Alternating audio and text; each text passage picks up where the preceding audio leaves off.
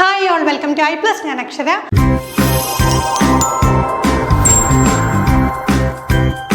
നമ്മൾ category 3 English എക്സാമിനേഷനുമായി ബന്ധപ്പെട്ട് സ്ഥിരമായി വരുന്ന കുറച്ച് ടേംസ് ആണ്, പരീക്ഷാ പേപ്പറിൽ റിപ്പീറ്റ് ചെയ്യുന്ന ടേംസ് ആണ് പഠിച്ചുകൊണ്ടിരിക്കുന്നത്. ഇന്നത്തെ ക്ലാസ്സിൽ നമുക്ക് ലിംഗ്വിസ്റ്റിക്സുമായിട്ട് ബന്ധപ്പെട്ട കുറച്ച് ടേംസും അതോടൊപ്പം LSRW ആയിട്ട് ബന്ധപ്പെട്ട ടേംസും ആണ് പഠിക്കാനായിട്ട് പോകുന്നത്. അപ്പോൾ നമുക്ക് ലിംഗ്വിസ്റ്റിക്സുമായിട്ട് ബന്ധപ്പെട്ട ആദ്യ കൺസെപ്റ്റിലേക്ക് കടക്കാം. പിഡ്ഗിനും ക്രിയോളും ചേർത്ത് പഠിക്കണം കേട്ടോ. പിഡ്ഗിനും ക്രിയോളും. പിഡ്ഗിൻ എന്താണെന്ന് വെച്ച് കഴിഞ്ഞാൽ A simplified language that emerge as A meaning of communication between speakers of different native language often in trade or contact situations. Simple ആയിട്ടൊരു സിറ്റുവേഷൻ നിങ്ങൾ ഓർത്താൽ മതി. രണ്ട് ടൈപ്പ് ലാംഗ്വേജ് സംസാരിക്കുന്ന ആളുകൾ ഒന്നിച്ച് എന്തെങ്കിലും ഒരു ട്രേഡിൽ ഏർപ്പെടുവാണ്, അല്ലെങ്കിൽ എന്തെങ്കിലും ഒരു കോണ്ടാക്ട് ചെയ്തവർക്ക് സംസാരിക്കേണ്ട ഒരു സിറ്റുവേഷൻ വരുന്നു. അങ്ങനെ വരുമ്പോഴത്തേക്ക് അവർക്ക് വളരെ സ്ട്രിക്റ്റ് ആയിട്ടുള്ള ഗ്രാമാറ്റിക്കൽ റൂൾസ് വെച്ചുകൊണ്ട് സംസാരിക്കാൻ സാധിക്കുമോ? കാരണം രണ്ട് കൂട്ടരും രണ്ട് ടൈപ്പ് ലാംഗ്വേജാണ് സംസാരിക്കുന്നത്. അപ്പോൾ അവർക്ക് സംസാരിക്കാൻ വേണ്ടിയിട്ട് എന്ത് ചെയ്യുന്നു, ഒരു സിംപ്ലിഫൈഡ് ലാംഗ്വേജ് ക്രിയേറ്റ് ചെയ്യുന്നതിനെയാണ്, കമ്മ്യൂണിക്കേഷന് വേണ്ടി ക്രിയേറ്റ് ചെയ്യുന്നതാണ് നമ്മൾ എന്ത് പറയുന്നത്, പിഡ്ഗിൻ എന്ന് പറയുന്നത്. ഇപ്പോൾ നമുക്ക് ബ്രിട്ടീഷേഴ്സ് ഇന്ത്യയിൽ വന്ന സമയത്ത് അവർക്ക് നമ്മുടെ നേറ്റീവ് ലാംഗ്വേജ് മൊത്തം പഠിച്ചെടുക്കുക പോസിബിൾ അല്ല. അപ്പോൾ അവർക്ക് ആ ഒരു ട്രേഡിന് വേണ്ടിയിട്ടൊക്കെ അവർ ഉപയോഗിച്ചിരുന്ന ലാംഗ്വേജസ് ഒക്കെ ഉണ്ട്, സിംപ്ലിഫൈ ചെയ്ത് യൂസ് ചെയ്തിരുന്ന ലാംഗ്വേജ് ഉണ്ട്. അതിനെയാണ് നമ്മൾ എന്ത് പറയുക, പിഡ്ഗിൻ എന്ന് പറയുക. ഇനി ക്രിയോൾ നമുക്ക് പിഡ്ഗിൻ മനസ്സിലാക്കി കഴിഞ്ഞാൽ അതിൽ നിന്ന് ക്രിയോൾ പഠിക്കാം. ക്രിയോൾ എന്ന് വെച്ച് കഴിഞ്ഞാൽ stable fully developed natural language that arises from a mixture of different language. അപ്പം നോക്കിക്കും, നമ്മൾ ഈ പറഞ്ഞ പിഡ്ഗിൻ എന്ന് പറഞ്ഞൊരു ലാംഗ്വേജ് വന്നു, സിംപ്ലിഫൈഡ് ആയിട്ടുള്ള ലാംഗ്വേജ് ആണ്. ആ ലാംഗ്വേജ് ഇതുപോലുള്ള പർട്ടിക്കുലർ പർപ്പസിന് വേണ്ടി വന്നതാണ്. ആ പിഡ്ഗിൻ ലാംഗ്വേജ് സംസാരിച്ച് തലമുറകൾ കൈമാറി പുതിയ തലമുറകൾ വരുമ്പോഴത്തേക്കും അവരുടെ മാതൃഭാഷയായിട്ട് മാറി. അങ്ങനെയാണെങ്കിൽ നമ്മൾ അതിനെ ക്രിയോൾ എന്ന് പറയും. നോക്കിക്കേ, ഈ പറഞ്ഞ രണ്ട് ലാംഗ്വേജിൻ്റെ മിക്സ്ചറിൽ നിന്ന്, ഇപ്പോൾ ഉദാഹരണത്തിന് പറയാൻ കൊളോണൈസേഷൻ്റെ ഭാഗമായിട്ടും സ്ലേവറിയുടെ ഭാഗമായിട്ടും ഒക്കെയാണ് അത്തരം ലാംഗ്വേജുകളൊക്കെ വന്നിട്ടുള്ളത്. അങ്ങനെ പിന്നെ അടുത്ത തലമുറകൾ വരുമ്പോൾ അവർ നാച്ചുറലി അവരുടെ മദർ ടങ് പോലെ ആ ലാംഗ്വേജ് സംസാരിച്ച് തുടങ്ങി. അങ്ങനെയാണ് ആ ലാംഗ്വേജ് അവരുടെ സ്റ്റേബിൾ ലാംഗ്വേജായിട്ട്, നാച്ചുറൽ ലാംഗ്വേജായിട്ടും സബ്സീക്വൻ്റ്ലി അവരുടെ മദർ ടങ് ആയിട്ടൊക്കെ മാറിയത്. അതിന് പറയുന്ന പേരാണ് ക്രിയോൾ. അപ്പോൾ പിഡ്ഗിനും ക്രിയോളും കൃത്യമായിട്ട് മനസ്സിലാക്കി വെക്കുക. പിഡ്ഗിനിൽ നിന്നാണ് ക്രിയോൾസ് മിക്കവാറും രൂപപ്പെട്ട് വരുന്നത്. അടുത്ത ടൈമാണ് ഡിസ്ക്രിപ്റ്റീവ് ലിംഗ്വിസ്റ്റിക്സും പെർസ്പെക്റ്റീവ് ലിംഗ്വിസ്റ്റിക്സും. അപ്പം ഡിസ്ക്രിപ്റ്റീവ് ലിംഗ്വിസ്റ്റിക്സ് എന്താണെന്ന് വെച്ച് കഴിഞ്ഞാൽ the approach of studying language that focus on describing the actual use of language.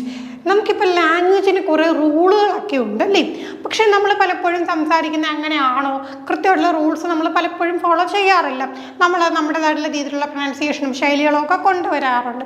അപ്പോൾ എങ്ങനെയാണ് ആക്ച്വലി ആളുകൾ സംസാരിക്കുന്നത്, അല്ലാതെ അതിൻ്റെ റൂൾസ് കറക്റ്റ് പക്ക റൂൾസ് നോക്കിയിട്ടല്ല, അല്ലാതെ നാച്ചുറലി ആളുകൾ എങ്ങനെ യൂസ് ചെയ്യുന്നു, ആക്ച്വലി യൂസ് ചെയ്യുന്നു, അതിനെക്കുറിച്ച് പറഞ്ഞാണ് ഡിസ്ക്രിപ്റ്റീവ് ലിംഗ്വിസ്റ്റിക്സ്. അപ്പോൾ ഇവിടെ നമുക്ക് എന്താണ്, ഒരിക്കലും അതിൻ്റെ റൂൾസിനെ കുറിച്ച് പറയുന്നില്ല, എന്നാൽ റൂൾസിനെ കുറിച്ച് പറയുന്ന മേഖലയാണ് പ്രിസ്ക്രിപ്റ്റീവ് ലിംഗ്വിസ്റ്റിക്സ്. അപ്പോൾ ഇവിടെ നോക്കിക്കേ, ഇവിടെ വരുമ്പോഴത്തേക്ക് ലാംഗ്വേജിൻ്റെ എന്തിനാണ് ഫോക്കസ് ചെയ്യുന്നതും, norms and rules of correct language usage. Correct എന്താണ് റൂൾ, ആ റൂൾ അനുസരിച്ച് കൊണ്ടുള്ള ലാംഗ്വേജ് യൂസേജിനെ കുറിച്ച് പഠിക്കുവാണെങ്കിൽ ആ അപ്രോച്ചിനെ നമ്മൾ പറയുന്ന പേരാണ് പ്രിസ്ക്രിപ്റ്റീവ് ലിംഗ്വിസ്റ്റിക്സ് എന്നും. അപ്പോൾ നമ്മൾ ഈ പറയുന്ന ഗ്രാമർ ഗൈഡുകളിൽ അല്ലെങ്കിൽ സ്റ്റൈൽ മാനുവൽസിലൊക്കെ കാണുന്ന ലാംഗ്വേജ് ഉണ്ടല്ലോ, ശരിക്കും അങ്ങനെയാണോ നമ്മൾ ഉപയോഗിക്കുന്നത്? അല്ല, അവിടെ ഒരു റൂൾസ് അല്ലെങ്കിൽ നോംസ് അനുസരിച്ചുള്ള ലാംഗ്വേജിനെയാണ് നമ്മൾ, ആ ഒരു പഠനത്തെക്കുറിച്ചാണ് പ്രിസ്ക്രിപ്റ്റീവ് ലിംഗ്വിസ്റ്റിക്സിൽ പറയുന്നത്. എന്നാൽ നമ്മൾ എങ്ങനെ ഉപയോഗിക്കുന്നു എന്നതിനെക്കുറിച്ച് പറയുന്ന മേഖലയാണ് ഡിസ്ക്രിപ്റ്റീവ് ലിംഗ്വിസ്റ്റിക്സ്. അടുത്ത ടൈമാണ് code switching and code mixing. Code switching എന്ന് പറഞ്ഞു കഴിഞ്ഞാൽ mixing of 2 or more language or linguistic varieties within a conversation for specific reason or social context. നമ്മൾ രണ്ടോ അതിലധികമോ ലിംഗ്വിസ്റ്റിക് വെറൈറ്റീസ് എന്ത് ചെയ്യുന്നു, ലാംഗ്വേജിൽ കൊണ്ടുവരുന്നു. പഠിക്കാനായിട്ട് കോഡ് പറഞ്ഞു തരാം. മൺചിത്രത്താഴ് സിനിമയ്ക്കകത്ത് നാഗവല്ലിയും ആയിട്ട് ഗംഗ മാറുന്ന സമയത്ത് അതുവരെ സംസാരിച്ചുകൊണ്ടിരുന്ന മലയാളത്തിൽ നിന്ന് അല്ലെങ്കിൽ ആഭരണം എടുക്കാൻ ഞാനിപ്പോൾ പോയാൽ എന്താ നകുലേട്ടാന്ന് മലയാളത്തിൽ ചോദിച്ചുകൊണ്ടിരുന്ന ആൾ പെട്ടെന്ന് എന്താണ്, നീ എന്നെ എങ്കേയും പോക വിടമാട്ടെ എന്ന് പറഞ്ഞുകൊണ്ട് ആ ഒരു നാഗവല്ലിയായിട്ട് ട്രാൻസ്ഫോം ചെയ്യുന്ന സമയത്ത് നമുക്ക് എന്ത് കാണാം, മലയാളത്തിൽ നിന്ന് തമിഴിലേക്കുള്ള ഒരു ആ ഒരു ചേഞ്ച് കാണാൻ കഴിയും. അപ്പോൾ അവിടെ നോക്കിക്കും 2 ലിംഗ്വിസ്റ്റിക് വെറൈറ്റി വന്നു. അപ്പോൾ അവിടെ നമുക്ക് എന്താണ് സ്പെസിഫിക് റീസൺ എന്തായിരുന്നു? ഗംഗ നാഗവല്ലിയായിട്ട് മാറി, അതായിരുന്നു സ്പെസിഫിക് റീസൺ. അല്ലെങ്കിൽ സോഷ്യൽ കോണ്ടെക്സ്റ്റ് അനുസരിച്ചുകൊണ്ടൊക്കെ മാറാം. അങ്ങനെ ഒരു ലാംഗ്വേജിൽ നിന്ന് മറ്റൊരു ലാംഗ്വേജിലേക്ക് മാറുന്ന, മറ്റൊരു ലിംഗ്വിസ്റ്റിക് വെറൈറ്റിയിലേക്ക് മാറുന്നതിനെയാണ് നമ്മൾ കോഡ് സ്വിച്ചിങ് എന്ന് പറയുന്നത്. അപ്പോൾ തിരിഞ്ഞു പോകാതെ കോഡ് സ്വിച്ചിങ്ങിനെ ഗംഗയായിട്ടൊന്ന് ഇക്വേറ്റ് ചെയ്ത് വെക്കണം. തിരിഞ്ഞു പോകുമെന്ന് പറഞ്ഞതിൻ്റെ കാര്യം എന്താണ്? അടുത്ത കൺസെപ്റ്റാണ് കോഡ് മിക്സിംഗ്. കോഡ് മിക്സിംഗ് എന്ന് വെച്ചാൽ ഇൻസേർട്ടിങ് എലമെന്റ്സ് എന്ന് പറയുമ്പോൾ word sound phrases from one language to another while following the grammar of the primary language. ഞാനിപ്പോൾ എന്താ ചെയ്യുന്നത്? മലയാളത്തിൽ പറഞ്ഞുകൊണ്ടിരിക്കുകയാണ്. അപ്പോൾ മലയാളത്തിൽ പറഞ്ഞതിന് ഇടയ്ക്കാണ് ഞാൻ എന്ത് ചെയ്യുന്നു? English terms. ഇപ്പം ഞാൻ മലയാളം ഗ്രാമർ ഫോളോ ചെയ്താണ് നിങ്ങളോട് സംസാരിക്കുന്നത്. പക്ഷേ കാര്യങ്ങൾ എന്ത് ചെയ്യുന്നു? English terms, words and friezes ഒക്കെ ഞാനവിടെ ഇൻകോപ്പറേറ്റ് ചെയ്യുന്നു, ഞാനവിടെ മിക്സ് ചെയ്യുന്നു. അപ്പോൾ അവിടെ നോക്കിക്കഴിഞ്ഞാൽ ഞാൻ എന്താ ചെയ്തത്? കോഡ് മിക്സിംഗ് ആണ്. അപ്പോൾ കോഡ് മിക്സിംഗ് നമ്മൾ സാധാരണഗതിയിൽ ഉപയോഗിക്കാറുള്ളതാണ്. നമ്മൾ സംസാരിച്ചുകൊണ്ടിരിക്കുമ്പോൾ തന്നെ ഇംഗ്ലീഷ് ടേംസ് നമ്മൾ ഉപയോഗിക്കാറില്ലേ? സ്വിച്ച് ഒന്നിട്ടേ, അല്ലാതെ വൈദ്യുത ആഗമന നിഗമന യന്ത്രം ഒന്ന് പ്രവർത്തിപ്പിച്ചാലും എന്ന് പറയാറുണ്ടോ? ഇല്ല. ഒരു സ്വിച്ച് ഒന്ന് ഓൺ ചെയ്തേ. അവിടെ നമ്മൾ എന്താ ചെയ്തത്? അവിടെ ഇംഗ്ലീഷ് ലാംഗ്വേജിലെ ലിംഗ്വിസ്റ്റിക് എലമെന്റ്സ്, വേർഡ്സിനെയൊക്കെ നമ്മൾ എന്ത് ചെയ്തു? ഇൻകോപ്പറേറ്റ് ചെയ്തു, മിക്സ് ചെയ്തു. അതാണ് കോഡ് മിക്സിംഗ്. ഇനിയിപ്പോൾ കോഡ് മിക്സിങ്ങും കോഡ് സ്വിച്ചിങ്ങും തമ്മിൽ തിരിഞ്ഞ് പോകരുത്. അടുത്ത ഡയലക്റ്റ് ആണ്. ഡയലക്റ്റ് എന്താണെന്ന് വെച്ചാൽ variety of language that is spoken by a particular group of people within a specific geographical or social area. ഒരു സ്പെസിഫിക് ജോഗ്രഫിക്കൽ അല്ലെങ്കിൽ സോഷ്യൽ ഏരിയയിലുള്ള ആളുകൾ സംസാരിക്കുന്ന ആ ഒരു പ്രാദേശിക ഭാഷാ വകഭേദത്തിന് പറയുന്ന പേരാണ് ഡയലക്റ്റ്. നമ്മൾ മുമ്പും പറഞ്ഞിട്ടുള്ളതാണ്. 6 മലയാളിക്ക് 100 മലയാളവും നമ്മൾ പറഞ്ഞിട്ടുള്ളതാണ്. അപ്പോൾ കേരളം എടുക്കുമ്പോൾ നമുക്ക് ഒരുപാട് മലയാളം ഡയലക്റ്റുകൾ നമുക്ക് കാണാൻ കഴിയുമല്ലേ? അപ്പോൾ അത്തരമുള്ള ഡയലക്റ്റ്, ആ ഒരു ലാംഗ്വേജ് വെറൈറ്റിക്ക് നമ്മൾ പറയുന്ന പേരാണ് ഡയലക്റ്റ്. ഇനി ഇഡിയോലക്റ്റ് എന്താണെന്ന് നോക്കാം. ഇഡിയോലക്റ്റ് എന്ന് പറയുമ്പോഴത്തേക്കും യൂണിക് ആയിട്ടുള്ള ലിംഗ്വിസ്റ്റിക് ഫീച്ചേഴ്സ് ആണ്, ക്യാരക്ടേഴ്സ് ആണ്. അത് ആരിലാണ്? സ്പീച്ച് പാറ്റേൺ ആണ് ഓരോ വ്യക്തിയിലും. ഇപ്പം നമ്മളിപ്പോൾ ഒരു വീട്ടിലുള്ള വ്യക്തികളാണെങ്കിൽ തന്നെ ഓരോരുത്തരും ഓരോ രീതിയിലായിരിക്കും സംസാരിക്കുന്നത്. അവർക്ക് കോമൺ ആയിട്ട് ഷെയർ ചെയ്യുന്ന കുറച്ച് ഫീച്ചേഴ്സ് ഉണ്ട്. അതാണ് ഡയലക്റ്റ് എന്ന് പറയുന്നത്. ആ നാട്ടിലുള്ള എല്ലാവരും അങ്ങനെയായിരിക്കും സംസാരിക്കുന്നത്. എന്നാൽ ഓരോ വ്യക്തിയിലും കാണുമല്ലോ, ആ വ്യക്തിയിലും കാണുന്ന ഫീച്ചേഴ്സിനെയാണ് നിങ്ങൾക്ക് എന്ത് പറയാൻ കഴിയും? ഇഡിയോലക്റ്റ്. ഓർത്ത് വെക്കാം. ഇഡിയോലക്റ്റിൻ്റെ ഫസ്റ്റ് ലെറ്റർ എന്താണ്? ഐ ആണ്. ഐ, ഞാൻ, എൻ്റെ ഭാഷ. അപ്പം ഞാനിപ്പോൾ പറഞ്ഞത് തന്നെ ഞാൻ പൊതുവെ ഭാഷ എന്നല്ല ഭാഷ എന്നാണ് പറയാറുള്ളത്. പഠിപ്പിക്കാൻ വേണ്ടിയിട്ട് ഞാനത് വളരെ കഷ്ടപ്പെട്ട് പലയിടത്തും ഭാഷ എന്ന് കഷ്ടപ്പെട്ട് പറയുന്നത് സ്ഥിരമായിട്ട് എൻ്റെ ക്ലാസ്സുകൾ കേൾക്കുന്നവർക്ക് മനസ്സിലാവും. അറിയാതെ പലപ്പോഴും ഭാഷ കടന്ന് വരാറുണ്ട്, കടന്ന് വരാറുണ്ട്. അതെന്താണ്? എൻ്റെ ഇഡിയോലക്റ്റ് ആണല്ലേ. അപ്പോൾ എൻ്റേതായിട്ടുള്ള ഒരു സംസാര രീതിയാണ്.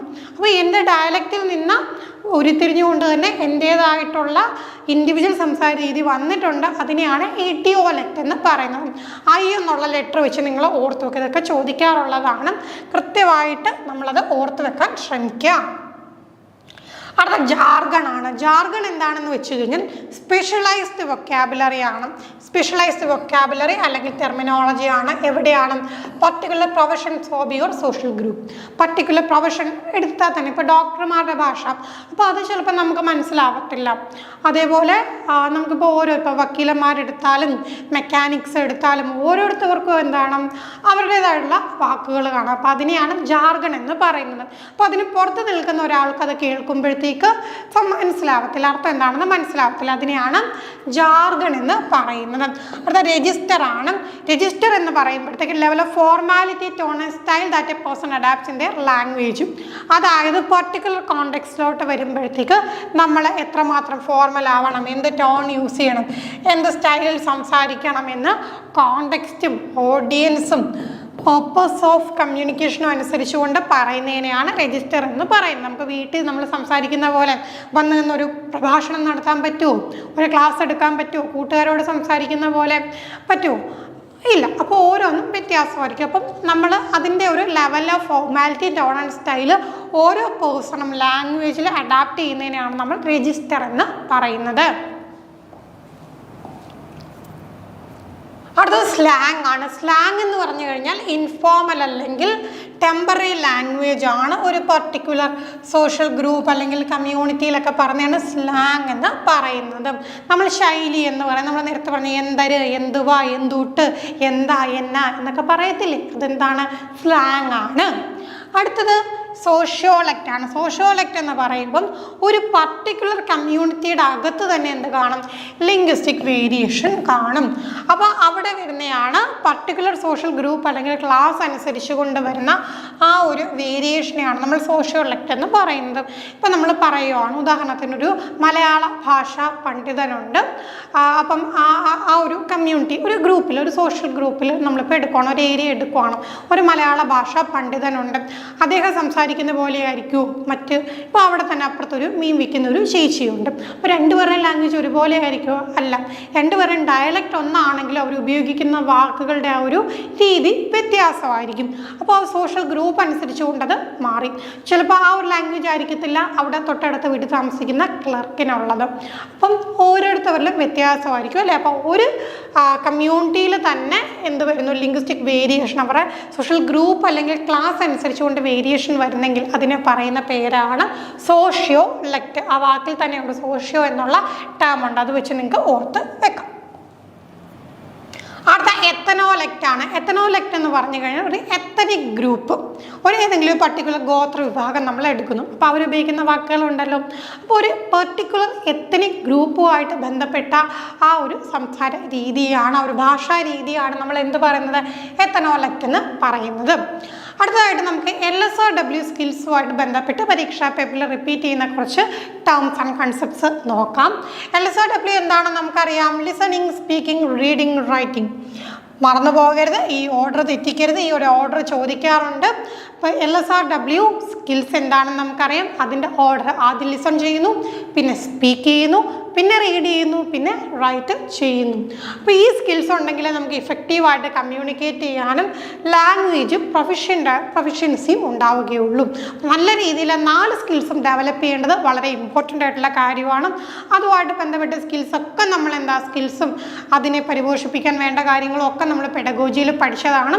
ഇവിടെ നമുക്ക് കുറച്ച് ടേംസ് നോക്കാം. അത് നമ്മൾ ലിസണിങ് എടുക്കുമ്പോൾ ലിസണിങ്ങിലുള്ള 2 ടേംസ് ആണ് പാസീവ് ലിസണിങ്ങും ആക്റ്റീവ് ലിസണിങ്ങും. പാസീവ് ലിസണിങ് എന്താണ്? Understanding spoken language without actively participating in the conversation.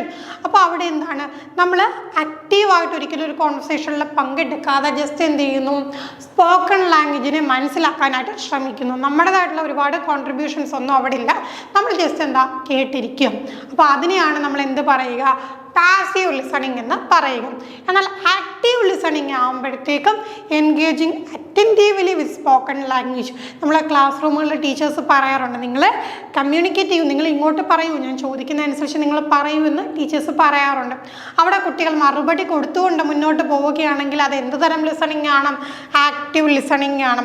Understanding meaning, tone and nuances എല്ലാം മനസ്സിലാക്കിക്കൊണ്ട് കൃത്യമായിട്ട് പ്രതികരിച്ചുകൊണ്ട് അല്ലേ, അവിടെ നമ്മൾ സ്പോക്കൺ ലാംഗ്വേജിലൂടെ പ്രതികരിച്ചുകൊണ്ട് പോവുകയാണെങ്കിൽ അതിനെ എന്ത് പറയും? ആക്റ്റീവ് ലിസണിങ് എന്ന് പറയും. നമ്മൾ തിരിച്ച് സംസാരിക്കുന്നില്ല എന്നുണ്ടെങ്കിൽ അത് പാസീവ് ലിസണിങ് ആണ്.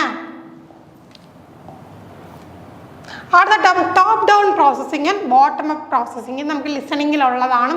ടോപ്പ് ഡൗൺ എന്താണെന്ന് വെച്ചാൽ പ്രയർ നോളജ് ആൻഡ് കോണ്ടെക്സ്റ്റ് വെച്ചുകൊണ്ട് നമ്മൾ കാര്യങ്ങളെ മനസ്സിലാക്കുക, സെൻസറി ഇൻഫർമേഷനെ മനസ്സിലാക്കുക. ഓൾറെഡി നമുക്കുള്ള നോളജ് വെച്ചുകൊണ്ട് കാര്യങ്ങളെ മനസ്സിലാക്കുന്നതിനെയാണ് ടോപ്പ് ഡൗൺ എന്ന് പറയുന്നത്.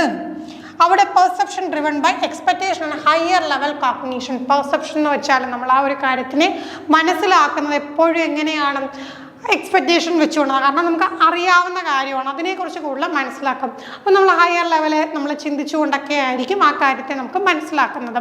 ഓൾറെഡി അറിയാവുന്ന കാര്യങ്ങൾ വെച്ചുകൊണ്ട് നമ്മൾ കാര്യങ്ങളെ പെർസീവ് ചെയ്യുന്നതിനെയാണ് ടോപ്പ് ഡൗൺ പ്രോസസ്സിംഗ് എന്ന് പറയുന്നത്.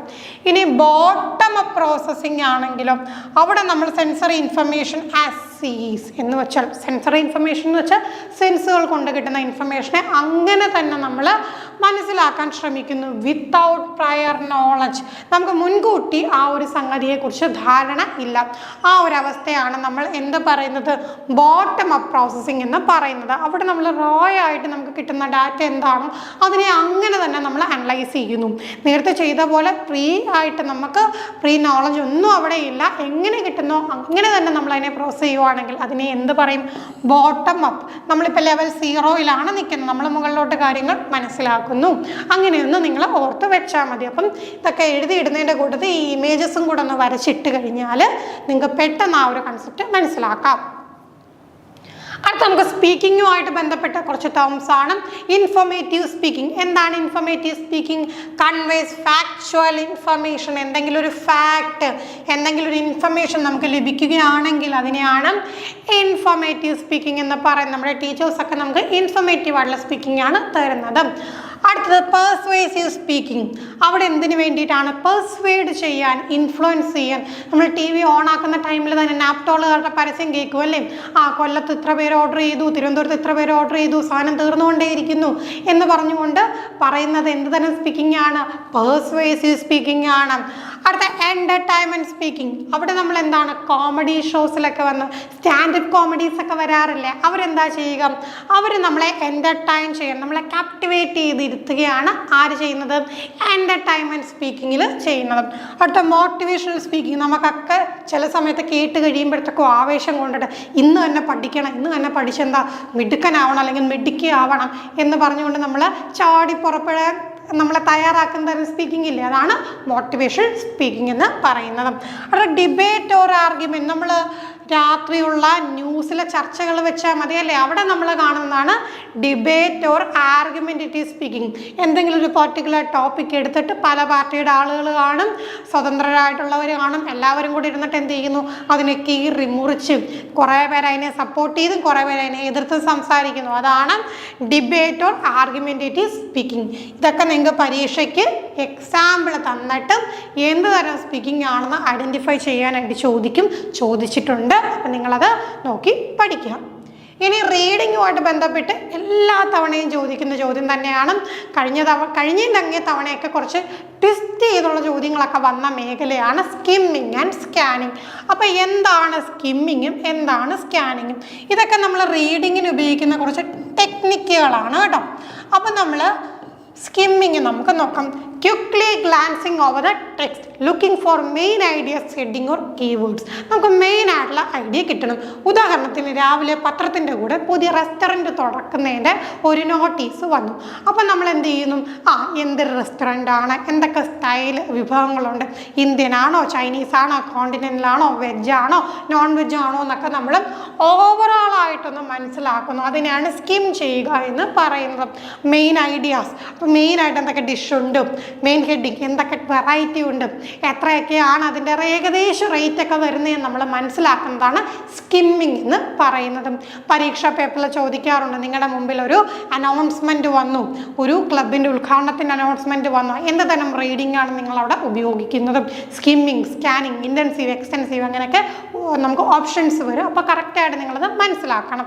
ഇനി അടുത്തതാണ് സ്കാനിങ്. സ്കാനിങ് എന്താണ്? സ്പെസിഫിക് ഇൻഫർമേഷൻ ലൊക്കേറ്റ് ചെയ്യാനായിട്ട് എൻ്റെ കയ്യിൽ കിട്ടിയ ബ്രോഷറിൽ കുഴിമന്തി എന്നുള്ള ഒരു ഡിഷ് ഉണ്ടെങ്കിൽ അതിന് എത്ര രൂപയാണ് എന്ന് എനിക്ക് കണ്ടുപിടിക്കണം. ആ സ്പെസിഫിക് ഇൻഫർമേഷൻ എനിക്ക് കണ്ടുപിടിക്കണമെങ്കിൽ അതിന് പറഞ്ഞ പേരാണ് സ്കാനിങ്. അവിടെ നമ്മൾ ഐസ് പെട്ടെന്ന് മൂവ് ചെയ്തിട്ട് നമുക്ക് വേണ്ട സാധനം കണ്ടുപിടിക്കും. പരീക്ഷാ പേപ്പറിൽ ചോദിക്കും, ഡിക്ഷണറിയിൽ നിന്ന് വാക്ക് കണ്ടെത്തുന്നതും ഡയറക്ടറിയിൽ നിന്നും ഫോൺ നമ്പർ കണ്ടെത്തുന്നതൊക്കെ എന്തിൻ്റെ ഉദാഹരണമാണെന്ന് ചോദിക്കാറുണ്ട്. അതൊക്കെ എന്താണ്? സ്കാനിങ് ആണ്. അപ്പം ഈ എക്സാമ്പിളൊക്കെ ഓർത്ത് വെച്ച് നിങ്ങൾ പഠിക്കുക. അടുത്തത് സൈലൻറ്റ് റീഡിങ്ങും ലൗഡ് റീഡിങ്ങും. കൂടുതൽ പറയേണ്ട കാര്യമൊന്നുമില്ല. സൈലൻറ്റ് റീഡിങ് എന്താ? മനസ്സിൽ വായിക്കുക. അവിടെ നമ്മൾ സ്പീഡും ഫോക്കസും ഒക്കെ കറക്റ്റായിട്ട് കൊടുത്തുകൊണ്ടാണ് മനസ്സിൽ വായിക്കുന്നത്. അപ്പോൾ സ്റ്റാൻഡേർഡ് മോഡ് ഓഫ് റീഡിംഗ് ആണ്. മിക്കവാറും ഉള്ളവരൊക്കെ എന്താണ്? സൈലൻറ്റ് റീഡിംഗുകാരാണ്. ഇനി ലൗഡ് റീഡിങ് എന്താണ്? കൃത്യമായിട്ട് നമ്മൾ പ്രൊനൗൺസ് ചെയ്തും റിതം ഒക്കെ മനസ്സിലാക്കി വായിക്കും. ശ്രദ്ധിക്കേണ്ട കാര്യം, സൈലൻറ്റ് റീഡിങ് വരുമ്പോഴത്തേക്ക് പ്രൊനൗൺസിയേഷനിലെ തെറ്റുകൾ നമ്മൾ അറിയില്ല. പരീക്ഷയ്ക്ക് ചോദിച്ചിട്ടുണ്ട്. പ്രൊനൗൺസിയേഷനിലെ തെറ്റുകൾ അറിയുന്ന എപ്പോഴും എങ്ങനെയാണ്? ലൗഡ് റീഡിങ്ങിൽ ബേസിസിലായിരിക്കും ആ ഒരു തെറ്റുകൾ നമ്മൾ അറിയുന്നത്. അപ്പോൾ ലാംഗ്വേജ് ലേണിംഗ് ആൻഡ് ടീച്ചിങ്ങിലൊക്കെ നമ്മൾ എന്താണ് ഉപയോഗിക്കേണ്ടത്? ലൗഡ് റീഡിംഗ് ആണ് ഉപയോഗിക്കേണ്ടത്. അടുത്തത് ഇൻറ്റൻസീവ് റീഡിങ്ങും എക്സ്റ്റെൻസീവ് റീഡിങ്ങും. സിമ്പിൾ കാര്യമാണ്. നമുക്ക് പഠിക്കാനുള്ള ടെക്സ്റ്റ് ബുക്കും അത് നമ്മൾ എങ്ങനെയാണ് പഠിക്കുന്ന ഓരോ കാര്യങ്ങളും നോക്കി കൃത്യമായിട്ട് ഫോക്കസ് ചെയ്ത് ആ ടെക്സ്റ്റിനെ വായിക്കുവാണെങ്കിൽ അത് ഇൻറ്റൻസീവ് റീഡിങ്. നമ്മുടെ ടെക്സ്റ്റ് ബുക്കൊക്കെ എന്താണ്? ഇൻറ്റൻസീവ് റീഡിംഗ് ആണ്. എക്സ്റ്റെൻസീവ് റീഡിങ് എന്താണ്? നമ്മൾ ആ ഒരു പർട്ടിക്കുലർ ടോപ്പിക്കുമായിട്ട് ബന്ധപ്പെട്ട് എന്തെങ്കിലും എക്സ്ട്രാ പഠിക്കുവാണെങ്കിൽ അത് എക്സ്റ്റെൻസീവ് റീഡിംഗ് ആണ്. കുറച്ച് ലാർജർ ക്വാണ്ടിറ്റി നമ്മൾ ഓരോന്നും കുത്തിയിരുന്ന് വായിക്കുമോ? ഇല്ല. നമ്മുടെ ഗോൾ എന്താണ്? ഒരു ജനറൽ അണ്ടർസ്റ്റാൻഡിങ് കിട്ടണം. ഞാനിപ്പോൾ പറഞ്ഞു ബഷീറിൻ്റെ പാത്തുമ്മയുടെ ആട് നമുക്ക് പഠിക്കാനായിട്ടുണ്ട്. അപ്പോൾ ടീച്ചർ പറയുവാണ് ബഷീറുമായി ബന്ധപ്പെട്ട മറ്റ് കൃതികൾ നിങ്ങൾ വായിച്ചിട്ട് വരാൻ പറയുമ്പോഴത്തേക്ക് അദ്ദേഹത്തിൻ്റെ സ്റ്റൈല് മനസ്സിലാവാൻ എല്ലാവർക്കും ഇരുന്ന് വായിക്കേണ്ട ജസ്റ്റ് നമ്മൾ എന്ത് ചെയ്യുന്നു? ഒന്ന് ഓടിച്ചു നോക്കി ഒരു ഓവറോൾ ഐഡിയ കിട്ടുന്നു. അതാണ് എക്സ്റ്റെൻസീവ് റീഡിങ്. പരീക്ഷയ്ക്ക് ചോദിക്കും ടെക്സ്റ്റ് ബുക്ക് ഇൻറ്റൻസീവ് ആണോ എക്സ്റ്റെൻസീവ് ആണോ എന്നൊക്കെ ചോദിച്ചിട്ടുണ്ട്. മനസ്സിലാക്കി പഠിക്കാം. അടുത്ത റൈറ്റിങ്ങുമായിട്ട് ബന്ധപ്പെട്ട 3 ടേം അറിയണം, ചോദിക്കാറുണ്ട്. 3 C's ഓഫ് റൈറ്റിംഗ് മുമ്പ് ചോദിച്ചിട്ടുള്ളതാണ്. 3 C's ഓഫ് റൈറ്റിംഗ് എന്താണ്? Clarity, conciseness, coherence. ക്ലാരിറ്റി, നമ്മുടെ ഐഡിയാസ് അല്ലെങ്കിൽ ഇൻഫർമേഷൻ ക്ലാരിറ്റിയോട് കൂടി ക്ലിയർ ആയിട്ട് നമ്മൾ എഴുതി വെച്ച എന്താണെന്ന് മറ്റൊരാൾക്ക് മനസ്സിലാകണം. അടുത്തത് കൺസൈൻസസ്. കൺസൈൻസസ് എന്ന് പറഞ്ഞു കഴിഞ്ഞാൽ വളരെ കുറച്ച് വാക്കുകൾ ഉപയോഗിച്ചുകൊണ്ട് ഐഡിയ നമ്മൾ എന്ത് ചെയ്യണം? കൺവേ ചെയ്യണം. പക്ഷേ ക്ലാരിറ്റി നഷ്ടപ്പെടില്ല. വാരി വലിച്ച കാര്യം എഴുതി വെക്കുന്നതിലല്ല, ചുരുങ്ങിയ വാക്കുകളിലൂടെ കൃത്യമായിട്ട് മീനിങ് നമുക്ക് കൺവേ ചെയ്യാൻ പറ്റണം. ഇനി കൊഹറൻസ് എന്ന് പറഞ്ഞു കഴിഞ്ഞാൽ ലോജിക് ആൻഡ് ഓർഡർലി കണക്ഷൻ വേണം.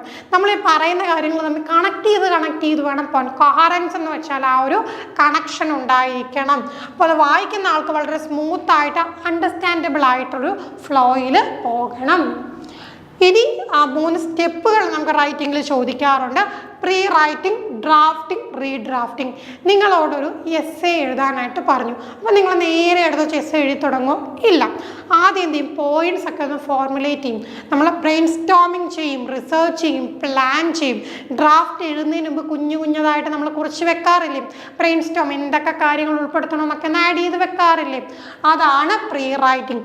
ഡ്രാഫ്റ്റിംഗ് നമുക്കറിയാം, നമ്മളൊരു ഇനിഷ്യൽ വേർഷൻ നമുക്ക് എഴുതാൻ പോകുന്ന സംഗതിയുടെ ഒരു ഡ്രാഫ്റ്റ്. നമ്മൾ പ്രോജക്റ്റ് ഒക്കെ തയ്യാറാക്കുന്നതിന് ആദ്യം ഡ്രാഫ്റ്റ് എഴുതാറില്ലേ? അപ്പോൾ അവിടെ നമ്മൾ ഒരുപാട് പെർഫെക്ഷൻ ഒന്നും നോക്കാറില്ല. ജസ്റ്റ് മെയിൻ ഐഡിയാസ് ഒക്കെ ഒന്ന് കുറിച്ച് വെക്കും. ഫൈനലി അത് കഴിഞ്ഞ് ഡ്രാഫ്റ്റിംഗ് കഴിഞ്ഞാൽ നമ്മൾ ചെയ്യേണ്ട കാര്യമാണ് റീഡ്രാഫ്റ്റിംഗ്. ഇനിഷ്യൽ ഡ്രാഫ്റ്റിനെ നമ്മൾ എന്ത് ചെയ്യുന്നു? ഒന്ന് നോക്കി എന്തെങ്കിലും മിസ്റ്റേക്ക് ഒക്കെ ഉണ്ടെങ്കിൽ തിരുത്തും. ഇത് തിരുത്തിയാൽ മാത്രമേ നമുക്ക് ഫൈനൽ റൈറ്റിങ്ങിലേക്ക് പോകാൻ പറ്റൂ. അപ്പോൾ ഈ ടേംസ് ഒക്കെ വരാറുണ്ട്, കൃത്യമായിട്ട് മനസ്സിലാക്കി വെക്കും. അപ്പോൾ ഇന്നത്തെ ക്ലാസ്സിൽ നമ്മൾ ആദ്യം ലിംഗ്വിസ്റ്റിക്സുമായിട്ടൊക്കെ ബന്ധപ്പെട്ട കുറച്ച് ടേംസ് പഠിച്ചു. അതുകൂടാതെ LSRW ആയിട്ട് ബന്ധപ്പെട്ട ടേംസും കൺസെപ്റ്റ്സും ആണ് പഠിച്ചതും. കൃത്യമായിട്ട് കൺസെപ്റ്റ്സ് നിങ്ങൾ മനസ്സിലാക്കി വെക്കുക, എക്സാമ്പിൾസ് എഴുതി വെക്കുക. നിങ്ങളുടെ റിയൽ ലൈഫ് ഇൻഷുറൻസുമായിട്ടൊക്കെ കണക്ട് ചെയ്യാൻ പറ്റുന്ന കാര്യമാണെങ്കിൽ തീർച്ചയായും കണക്ട് ചെയ്ത് വെക്കുക. ഡയഗ്രാംസ് വരയ്ക്കേണ്ടടുത്ത് ടോപ്പ് ഡൗണും ബോട്ടമും പോലുള്ളിടത്തൊക്കെ ഡയഗ്രാംസ് വരച്ച് തന്നെ പഠിക്കുക. മറ്റൊരു ക്ലാസ്സുമായി നമുക്ക് വീണ്ടും കാണാം. താങ്ക്